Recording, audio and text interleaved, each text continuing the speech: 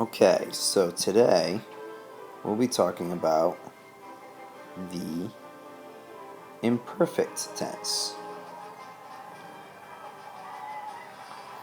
Now, the imperfect is hands down the shortest, quickest, and easiest tense that I intend to teach you guys. Now, the first thing that you guys are going to ask is, when do you use it? Well, that is a very long question, and we're going to be saving that for later on when I teach you when to use the preterite and the imperfect. But what I'll teach you right now is that the imperfect is the other past tense. Now, I know that you know that the preterite is the past tense. However, the imperfect is also a past tense, and you use it in different situations. And I'll be teaching you all about that later, and it takes a long time to kind of teach you the process of when to tell, when to use each, and we will go through that. But for right now, all I'm asking you guys to do is just accept that this is the other past tense, and all I'm asking you to know for right now is the conjugations. So this is strictly just the conjugations.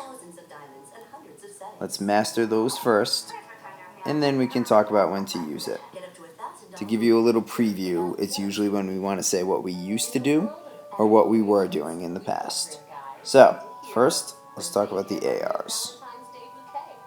And these are the endings. Aba, abas, aba, abamos, note the accent mark,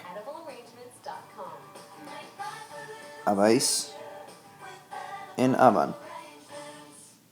So, if I had a verb like hablar, always, I always have to use that for the example. You know the routine. We're going to ditch the ending and conjugate it. Hablaba. So this would literally be, I used to talk or I was talking. Now, let's do the ER and IRs. Very, very simple. Here are the endings. Note that there are accents on all of the I's. So make sure you guys accent all of the I's. Yes, and Eon. So Ia. So we have Ia, Ias, Ia, Iamos, Iais, and Ian. Now you guys are undoubtedly going to look at the vosotros here, and you're going to think, wait a minute, Mr. Lucia told us that you can't do 3 vowels in a row. Well, hopefully you guys will also remember that I told you it's okay if you're accenting this I, because it provides more of a syllable there. So it's saying Iais. Okay? So, again, Ia, Ias, Ia, Iamos, Iais, and Ian. So if I had a verb like comer, I would say comía. I used to eat, or I was eating. If I had a verb like vivir, I would say vivía. Okay? Now, I know what you guys are thinking. There have to be irregulars with this. Well, this is why the imperfect is so easy, because there are only 3 irregulars that you need to remember. Only 3 irregulars, okay? And they are ser, and here's the conjugation, okay? Here's how I always remember this. How do you tell how good a pitcher is in baseball? It's ERA, era, eras, era, éramos. Make sure you accent that E.